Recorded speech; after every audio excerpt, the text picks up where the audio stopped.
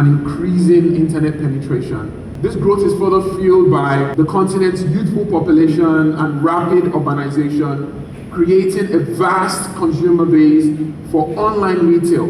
Innovations in the logistics sector is crucial for the success of e-commerce, and we see startups like Max.ng and Kobo360 are prominent players in Nigeria's logistics space, and they're addressing the challenges of last mile delivery and supply chain efficiency. Again, AI will have an outsized role to play here because it can significantly improve supply chain management, predict supply and demand patterns, and connect skilled workers with customers, thereby optimizing the flow of goods.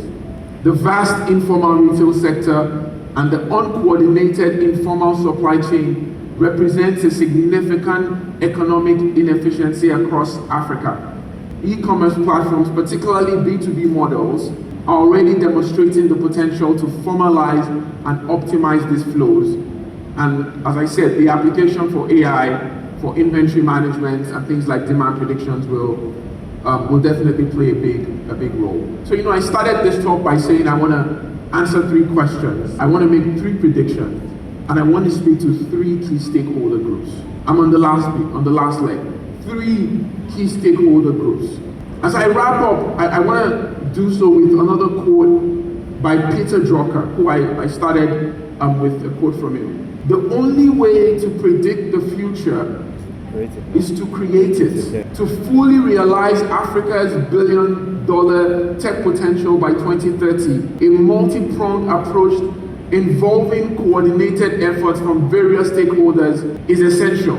So to investors, the charge is diversify portfolios. Fintech remains a robust sector, and investors should actively explore emerging sectors such as climate tech, agri-tech, and AI-driven solutions. These areas directly address fundamental African challenges and often have strong consumer-driven demand with very clear pathways to profitability. To entrepreneurs, solve core African problems. Don't just have the desire to make a living. Have the desire to make a difference. Develop innovative solutions that directly address unmet user needs for the continent's large, youthful, and increasingly urbanizing population. Charge number 2, innovate for affordability and accessibility. It's critically important. We're in such a price-sensitive continent that even the middle class, upper middle class are looking for the best deals. So you have to think about that. Finally, for government and policymakers, charge number 1, accelerate infrastructure development. Very critical. This provides a backbone for the digital economy.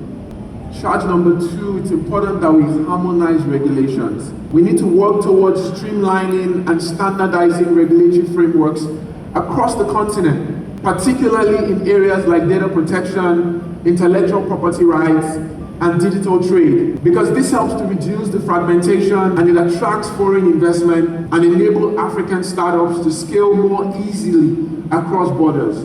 Charge number 3, invest in human capital. I'm increasingly worried about the capital flight that we see, or the talent flight, if you want to call it that. It's important that we invest in human capital because without the talent, the businesses will not thrive. The realization of this prediction hinges on a concerted effort to bridge the persistent digital divide, ensure reliable and affordable energy supply, foster collaborative, supportive regulatory environments, and invest heavily in human capital development, collaborative action across all stakeholder groups, and a focus on locally relevant, inclusive solutions. Africa is not merely adopting technology. It is actively shaping a digitally empowered, inclusive, and prosperous future for its growing population. The future is not tomorrow. The future starts now. Thank you very much.